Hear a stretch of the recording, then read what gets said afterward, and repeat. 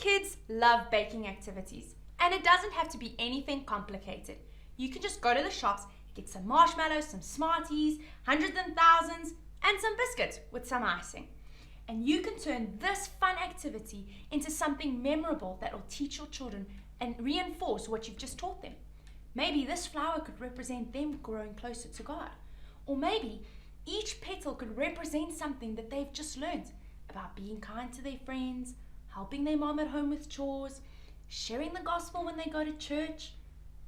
Anything you want to do. You could also use colors, and that could be linked to the salvation message.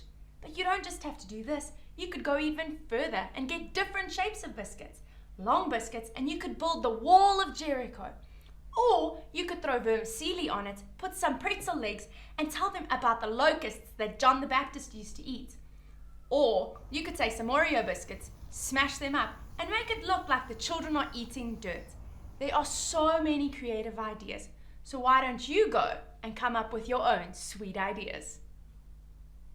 Are we done? Is it off?